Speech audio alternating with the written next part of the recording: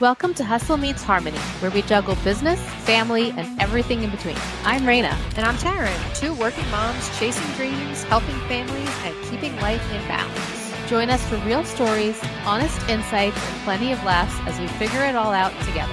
This is Hustle Meets Harmony. Just a fair warning, this episode may make you hungry. And today we have Lisa Allen of All You Knead. She is a self-taught sourdough baker, a mom of 5, and just an all-around bread boss. Literally built her business from scratch. Hi. I love that you said bread boss, by the way. I did too. I was like, nice. I want to be a bread Well, boss. we're excited to talk hustle, harmony, and Yeah. all things sourdough. So, Lisa, welcome to Hustle Meets Harmony. Thank you. Thank you for having me. So we're going to start with our lightning round. So we'll just ask some questions to warm you up. Coffee or tea? Neither, usually. All right. Wow, that's impressive. No caffeine. Yeah, I'm kind early of bird. boring. No. That's good. That's good. So, what do you like then? No coffee or tea? What's the I mean, next preference? I'll have both sometimes. I just don't Okay. need either one on a Mhm. daily basis. Okay. But if I'm like cozying up on the couch and I want something warm, it's usually hot chocolate, honestly. Yeah. Oh, Better. yeah. Yeah. Especially this time of year. Good. Nice. Love Love it. I love it. chocolate. All right. Yes. Early bird or night owl? It's switching to early bird now. Yeah, definitely early bird. Mhm. Nice. Mountains or beach?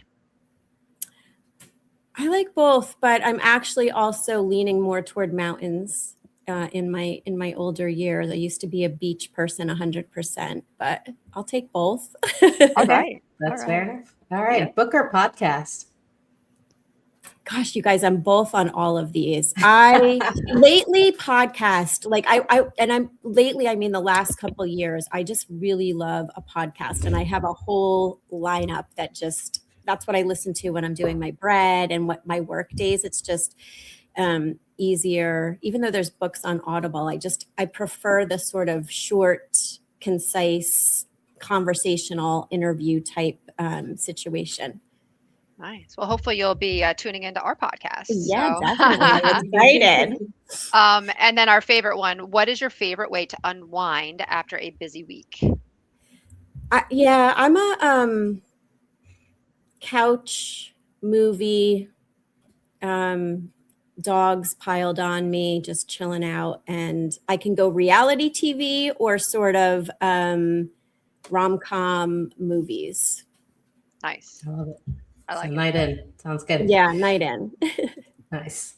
So, Lisa, you're a mom of 5 and a baker. So, what did Yeah. your morning look like today before we hit record on the podcast?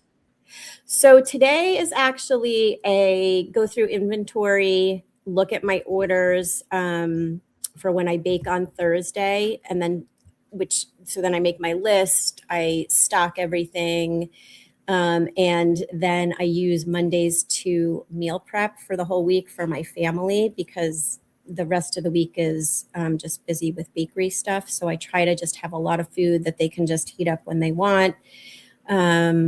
Do my lists, order anything that's online, and then tomorrow, Tuesday, I will grocery shop and stock things that I need for the bread.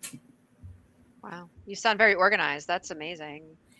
Well, yeah, I feel like if I'm not organized, the wheels come off a little bit. So it doesn't always go to plan though, but that's if I'm looking at what I'm doing. So before I got on the podcast today, I was meal prepping food for my family.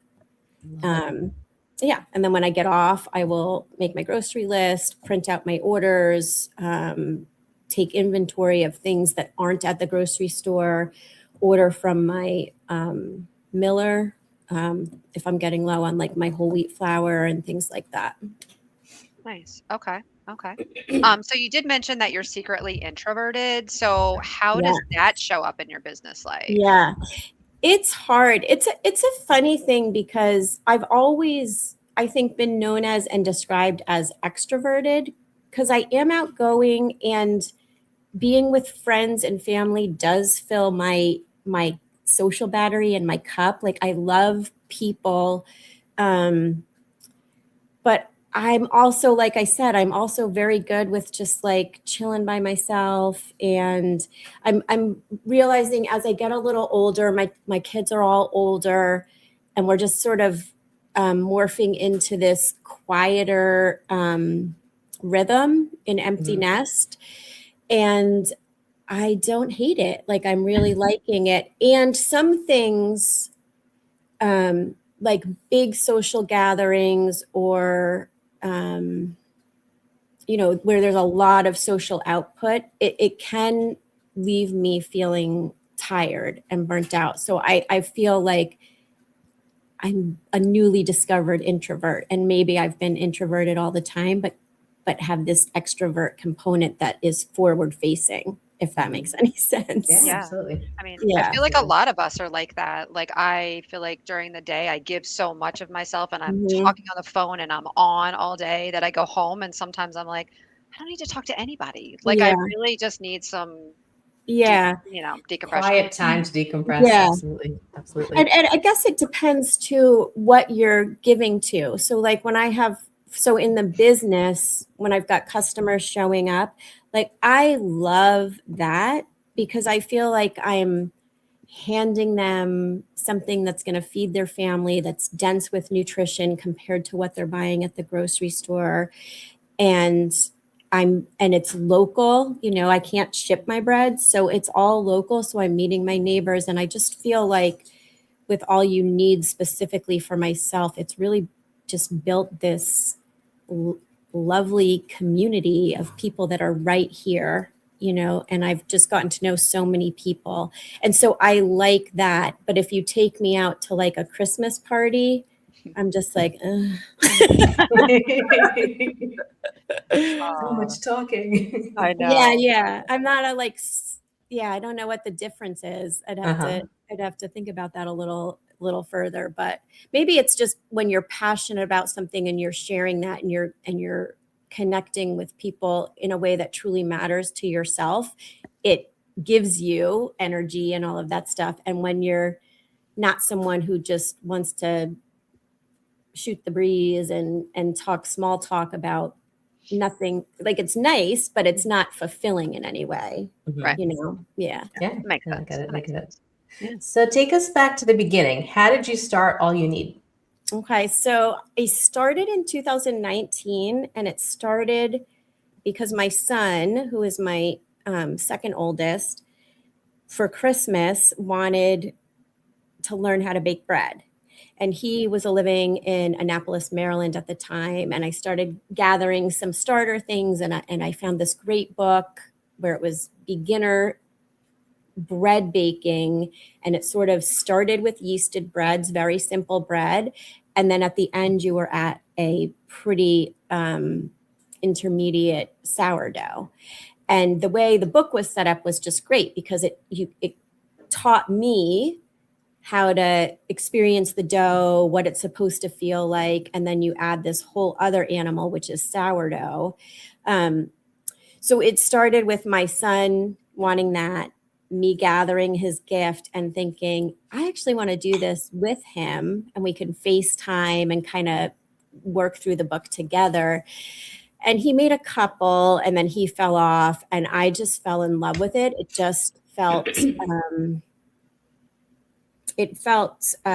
like meditative to me when I was doing it. It was very soothing. It was also challenging to figure it out. And then when I started to share it, because I was making so much of it, because I was trying to hone the skill and really learn the ins and outs of it all, people were just like, oh my gosh, this is so good. You need to sell this. And I was like, what? Are you crazy? And then 2020 lockdown hit, and we had the farm stand. And so, things were just so hard to get in the grocery store. So I just started making ridiculous amounts of sourdough, and I had rustic too, which I call a rustic, which was with baker's yeast.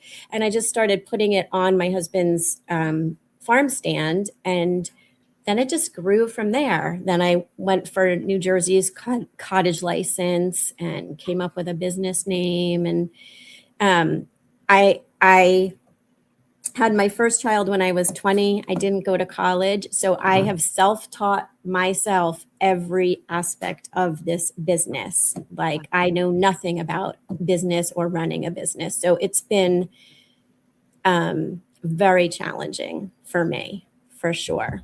Wow, good for you. I just remember how like there was all the stuff on Facebook like, okay, what time is she dropping the bread? And we have to be Yeah. there because it's gonna like fly off the farm stand so quickly. Yeah. So, Yeah. That's fantastic. so cool. So at what point, and I guess you kind of touched on it a little bit, but when did you realize it was going to be more than just like baking for fun? Yeah, I think that it's interesting, right? When you run a small bakery or a small business, especially one like the cottage baking in it of itself.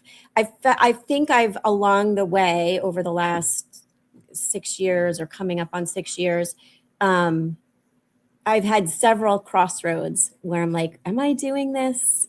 What is the 5-year plan look like, or 10-year plan? Like, again, because I am coming into it much later in life, right? I'm not in my 30s and have all this time. Like we're starting to empty nest and do all of those things. So I think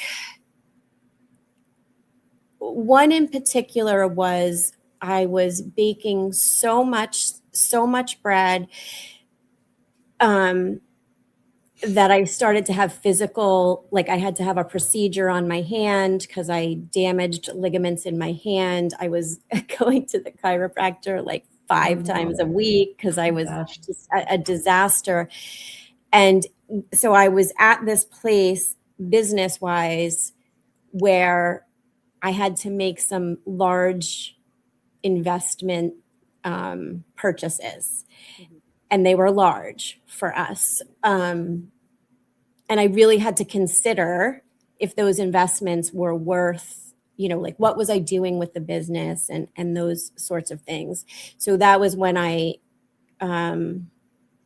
it was a summer of maybe 2022, I'm guessing. And there's a video or a picture that my husband took of me where I'm actually laying on my kitchen floor. We have no air conditioning. It was during one of our New Jersey heat waves. Mm-hmm. And I had been baking in my home oven 3 loaves at a time in Dutch ovens, I think for 11 hours. And I just was like a starfish on the kitchen floor. And I was like, okay, something's got to give. Mm-hmm. And it just happened to coincide with these 2 gentlemen who were dabbling in sourdough themselves, but one was a bigwig at Disney.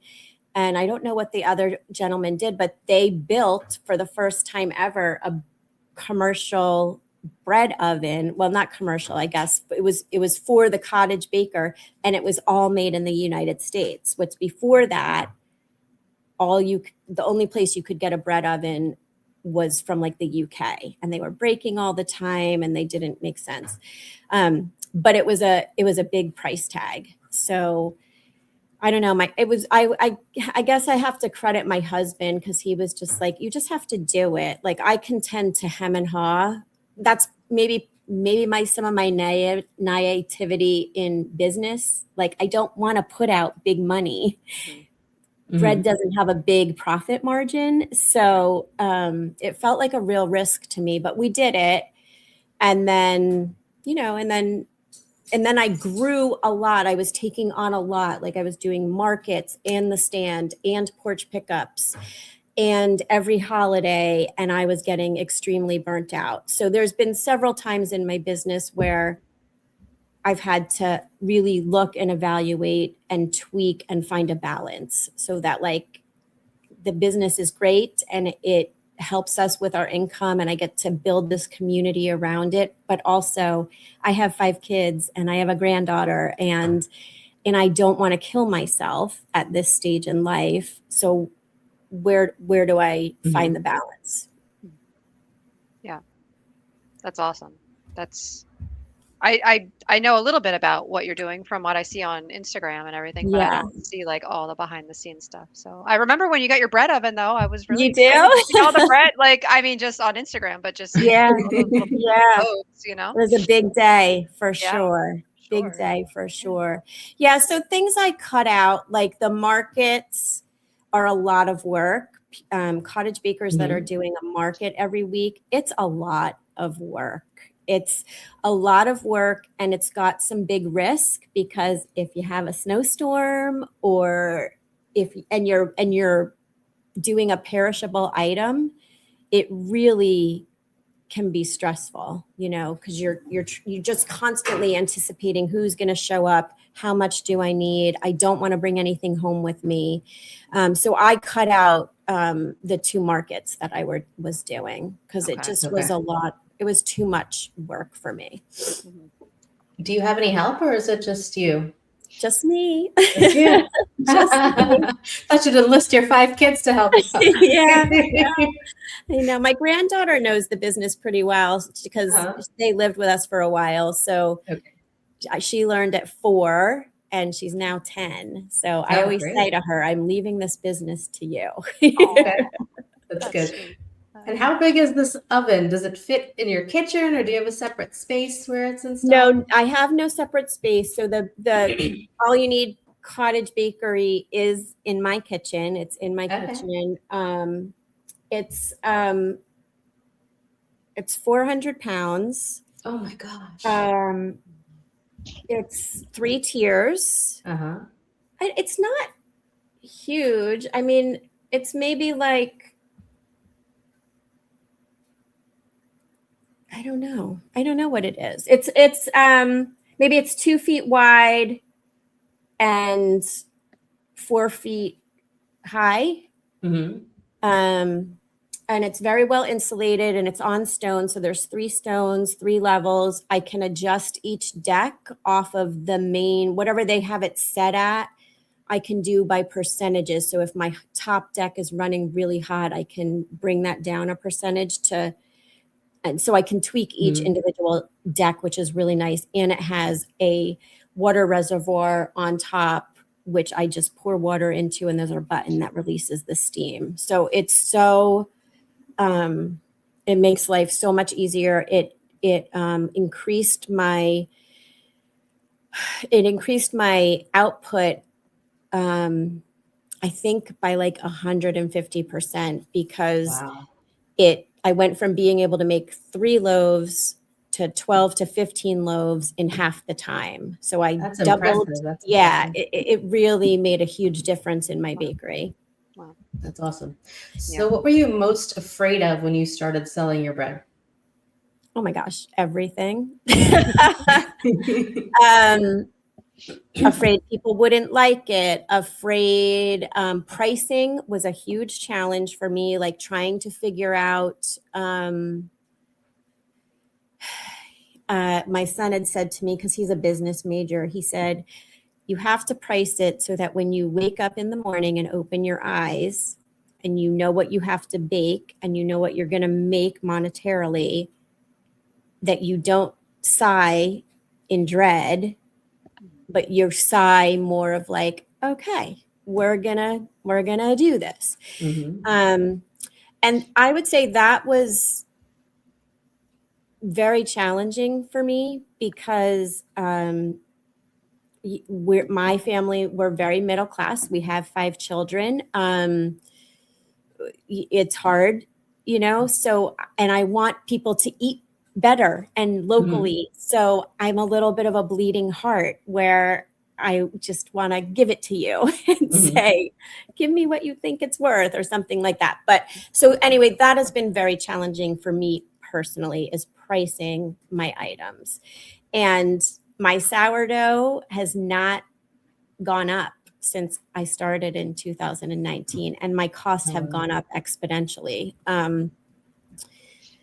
But the way that I do it is I keep my plain sourdough loaves at their $10 per loaf. I feel like it's reasonable. My profit margin's a little lower on that, but then if I do a specialty loaf, I charge $14, sometimes $15 if it's got cheese or something like that. So I feel like it balances out somewhere in the middle.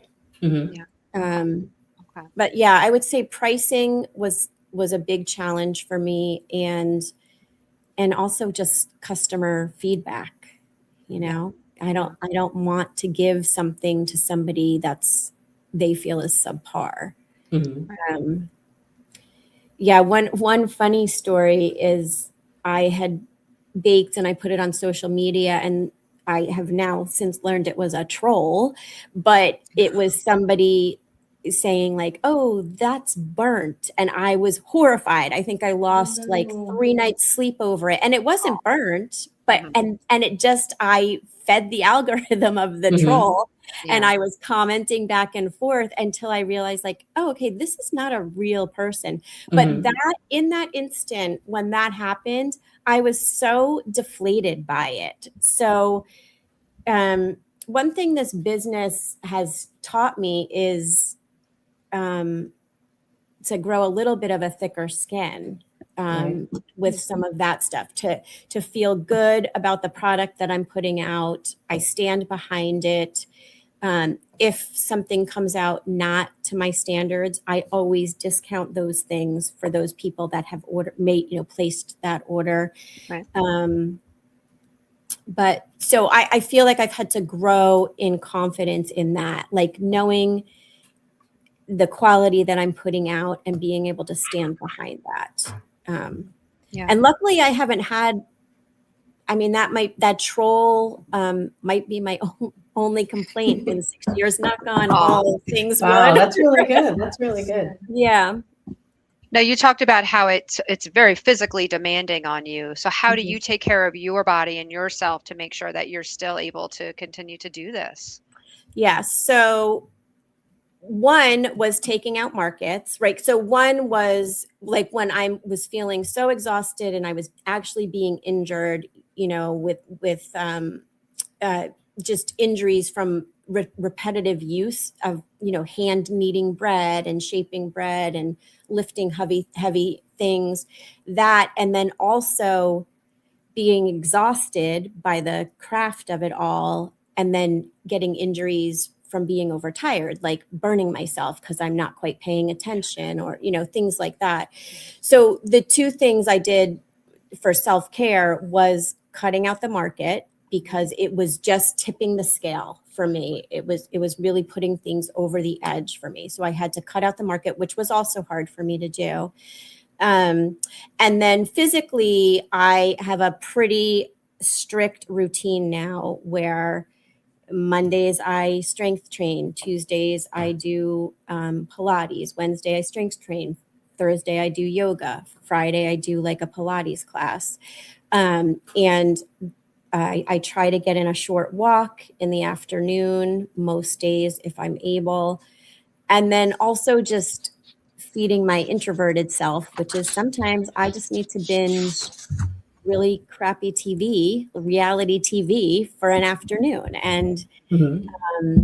so that's, I think, getting into an exercise routine, really paying attention to nutrition. And the other thing that I do as a small business owner, if I'm getting burnt out, I will take a week off. Like there's no bread this week. I'm sorry, I'll be back, XYZ. Mhm. Yep. So those are the two things. Talking to friends. I love a phone call with a friend, or meeting up for coffee, even though I don't drink coffee, but you get the idea. Yeah. Mhm. Just kind of filling my cup of things that are important to me. Yeah. That's awesome. That is So you awesome. mentioned running this business post-menopause. Why Yeah. do you think, or what do you think isn't talked about enough regarding women's health and entrepreneurship? Well, I think the physical stuff for one, and the mental toll that it can take.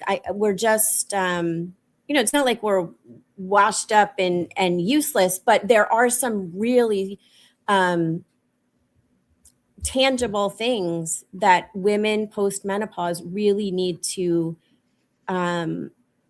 consider not in that, should I do this or not do this? You should absolutely do it. But it's got to be part of your almost your business plan or business model. Like, how am I going to make sure that my body is in the best physical condition to do this task in the business? How do I keep my stress level lower with the business itself? How do I keep sort of, there's so many menopause, perimenopause, postmenopause, your brain is not as sharp. Like, you really have to exercise that as much as you do your physicality. So I think going into it with a little more grace than maybe a 30-year-old, not that they don't need grace, but it's grace in a different way, right? Like, and we cannot compare ourselves to a 30-year-old or, younger business person. We don't have the same physical and mental capabilities in that they're different, right? We have different challenges now that I think are important as you forge into it. Right. Makes sense. So you also do classes, right? So sourdough, focaccia, bagels, soft pretzels. So what do you love the most about teaching others to bake? I love my classes so much. It's my favorite thing. I think I'm going on the 3rd year of them. I keep them small. So for pretzels, I'll let 6 people in, but everything else is a maximum of 5 people. Because part of what I love about it is you're coming into my kitchen like you're my guest. So I don't want 5 million tables set up all over the place because I want to make another $1,000. Like, I just want it to feel cozy. I want to sit at my table with you, talk about what we're making, what we're doing. I have a small island in my kitchen. I want all of us to be able to comfortably fit around the island while we mix the dough, talk about sourdough. So I love that. So I keep them very small. I love getting to know, I just love getting to know people. Like, what brought you here? What made you want to come here? What makes you interested in sourdough? Are you here just for the experience? Are you wanting to feed your family? So I like to get to know people on that more intimate level. And it's just a fun time. I just feel like even if they don't do it and they come back to it in 6 months, I love that. So if you take my class, I make a group text of that class. So that gives you my cell phone number. So, and I tell people, if you don't do anything with this for 6 months or a year, call me or text me and you're ready to get into it. I want to kind of remind you what to do and get you baking. The passion really is, I want people to have access to better food. And I teach my classes. I teach all the ins and outs of sourdough that become intimidating for people when they look it up, because there's like math equations and all of that. So we touch on those things, but I really teach it in a style that if you went to your grandparents 80 years ago in Italy and you were in their kitchen, how they made bread, which was using their senses, right? They didn't have digital thermometers and they didn't have, all these fancy tools that everybody says that you need to make sourdough in particular. So I try to bring it back to feel the water, if it feels like a nice temperature and you're not pulling your finger out because it's burning you, that's what you mix your dough with. So I just love it. It's cozy, it's quaint. I do them in the winter to offset selling at the stand. So the classes and the stand go back and forth. And we don't have AC, and most people are accustomed to air conditioning. So to be in my kitchen with the bread oven on in the summer would not be enjoyable for the masses. No. So what do you hope people walk away with after learning from you beyond the bread? I hope they walk away with a feeling of like, oh, okay, I can do this and I can feed my family something really good, something that most people eat every single day. Mhm. And they can feel good about giving it to their kids, to their extended family, to themselves. And I hope they walk away with a feeling of simpler times rooted in community. I Truly, love that. that's I really yeah. I love like that. I like that a lot. Yeah. Yeah. And then what would you say to a woman who feels like she's too old to start something new or like it's too late for her? No, do it. that. And it's just baby steps. I think, if somebody were older and somebody were really struggling with their self-confidence, or don't think about it all, right? So if I had thought about this is all you need and this is what was going to end up, I would have been so overwhelmed to think about the micro decisions that would end me up here Mhm. that I would have been like, I'm out. Nope. So I think have your idea, keep a notebook. I like a pen and paper. Mhm. Write down your vision, and then take one small thing and do it however you want to break it down. Once a week, or once I'm going to do this. I'm going to come up with a business name. Even if I never make this business, this name is speaking to me. Or, make an Instagram page and start talking about it, or something very small. Don't look at have the grander picture maybe in your back mind or in the notebook and forget about it for a while. And then each week, just decide one thing, one small task that you can do that is going to get you there. Like I used to tell my kids all the time, if you have like a short goal, like 3-year, 5-year, whatever, all your decisions are very easy, right?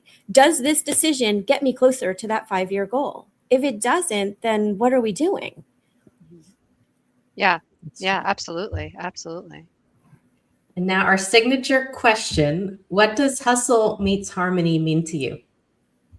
Oh my gosh. I love the name, you guys. I think it's Thank perfect. you. But specifically, I mean, for any business owner, but I think for women in particular, because we are typically still, have you seen the meme on Instagram lately? It's like moms with kids at their feet, and they're just like a pack mule of stuff on there. You'll see it if you haven't seen it yet.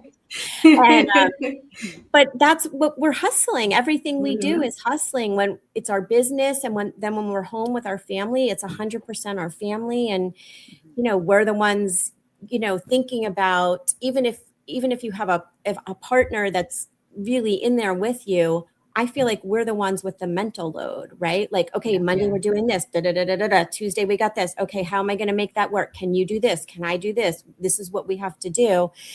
And so you can get real lost and real burnt out in that hustle. And so I think harmony comes from when you can be honest, right? We don't have to be super women, and say like, okay, you need this. I have needs too. And so let's figure out how all of us in this family unit or this business unit or whatever it is that you're working at, how can I not get lost in the sauce of all of that? Because I need harmony in order to do this business, in order to take care of my family.